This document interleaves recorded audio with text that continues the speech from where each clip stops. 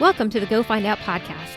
I'm Jennifer Jelliff-Russell, author, speaker, and entrepreneur, bringing you actionable ideas and interviews with awesome women to help you pursue your dreams and achieve your goals. You can find more episodes of the Go Find Out podcast by visiting gofindoutpodcast.com. Enjoy the show and go find out. Welcome back to the Go Find Out podcast. I'm your host, Jennifer Jelliff-Russell, and this is episode number 56. Today, rather than have a personal update, I'm going to roll that sort of into the topic for today, which is all about killing your darlings. I promise that will make sense. So let's jump right in. There's a popular phrase in the literary and screenwriting world that says, in writing, you must kill your darlings.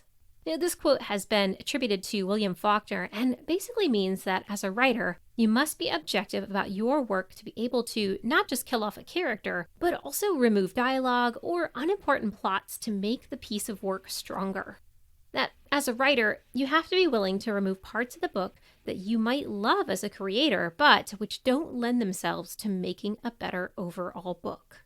I think that this phrase can also apply to not just artistic creators, but also entrepreneurs as well. Now, I don't know about you, but as an artist, I tend to have a lot of projects going on all at once, which means I get spread thin across them, and I'm unlikely to be giving each of them 100% of my best effort. Now, as I've spoken about on this show before, sometimes those projects can merely be, moved to the back burner until you're able to give them your full undivided attention that those projects deserve. Sometimes, though, you have to kill your darlings and abandon a project for good. And the same holds true as an entrepreneur. You might have a product or a service that is your main income generator, but then to get an idea for something else that is super enticing and seems like a great way to branch out or add more paid services. And this idea might seem amazing to you and you might love this idea, but if it takes away from your ability to provide your main product or perform your main service, then cutting it or killing it metaphorically might be the only way to make your business thrive again. Here's the thing. Killing your darlings sucks, both as a writer and as an entrepreneur. But in order to create a great story or build a great business, sometimes you have to cut out the things which are drawing too much of your resources for too little return on your investment. As a writer, it sucks to go through and cut entire chapters from books during the editing phase. Sometimes I've had to cut characters who were a blast to write, but they just didn't make sense to the storyline. This sucks a lot because it literally feels like I'm killing someone by removing that character that I brought to life. And it can be really hard to cut something like this too because of the sunk cost fallacy, which is basically that you've sunk time or money or effort into something, and so it's hard to just cut that thing because you feel like you have this investment in it.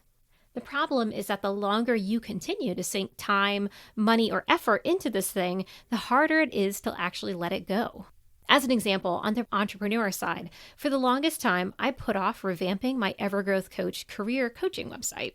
It just wasn't bringing in any clients, and I was offering way too many services. So not only did I need to remove or kill some of my a la carte services, I also needed to completely redesign the site to focus only on the service that clients needed the most, which was resume writing. The problem was, I had spent way too long actually building that initial site because I didn't really know what I was doing, right? So I spent a long time creating the site, moving things around, trying to make it really easy for clients to, click through to the actual sales point. And then the other problem was that I enjoy those other services, like helping with the job search or providing the one-on-one coaching. The issue was that then I'm trading my time for money, which can become unsustainable for a business. So I had two things holding me back from redesigning the website: the sunk cost of the time that I had put into developing that initial website, and then also I was having trouble cutting those a la carte services that I really enjoy. To deal with my mental block of redesigning the site and dropping some of my services, I ended up hiring a coach who specifically works with creative entrepreneurs. And it was actually Megan Kuhar from episode 38 of this podcast. So if you want more information about that kind of thing, feel free to go back to episode 38 and check out what she had to say. So Megan was able to walk me through the redesign and also helped me sort of suss out what services would be the most productive to offer clients. And rather than cutting everything, she really helped me to see what would make the most sense as a package deal for clients. So I still got to hold on to some of the services that I really enjoy while still focusing on that main service of resume writing. Having Megan's input really helped me to cut things that didn't make sense for my business. And since she didn't have that same attachment to the services that I did, she had sort of more of a neutral view of them, she was able to help me gain a more unbiased view of those services. Really, if I hadn't gotten outside help, I would still be sitting on that old site and really not getting any kind of traction with clients. Another example on the writing side, still the entrepreneurial side, but more the writing part, the author business, is that I randomly started a t-shirt shop as an author. Yes, I totally saw it on TikTok and I was like, I could do that. So then I ended up taking time away from writing to design author t-shirts, using Canva and then uploading them to the t-shirt website. Now, it was super fun to do, and it was a great creative outlet, but in the long run, it's not going to help my author career and rather ends up splitting my attention yet again away from my writing. So I'm never really going to have time to properly advertise it. So really, it's more of a fun hobby than anything else. And to be honest, after the first week of throwing myself into it, I kind of forgot about it and haven't touched it since I went to create this podcast episode. So the t-shirt thing, that's definitely something that I have to cut.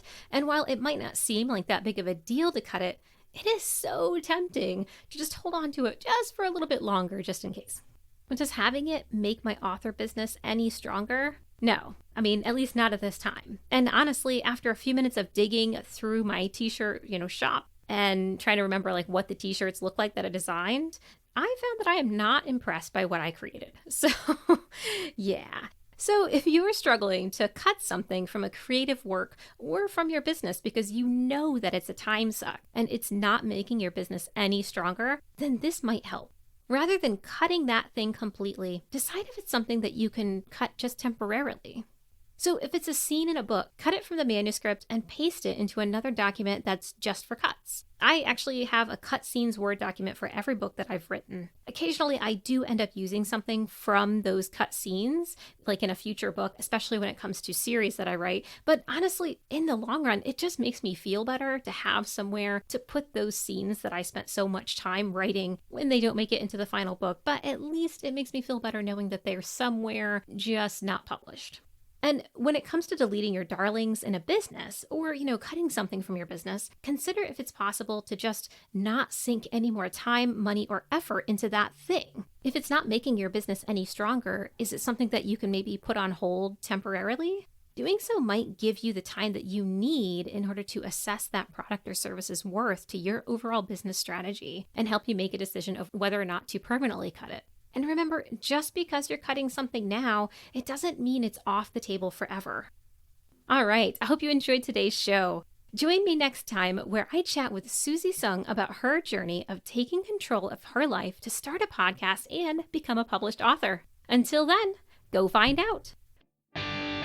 Thanks for listening to the show today. I hope you found the information beneficial and that it helps you tackle your own Go Find Out goals. You can find more episodes and the show transcripts at gofindoutpodcast.com. You can also let me know what you thought of the show by tweeting me at GFOpodcast or follow me on Instagram at GoFindOutPodcast. That's it for today. Now go find out.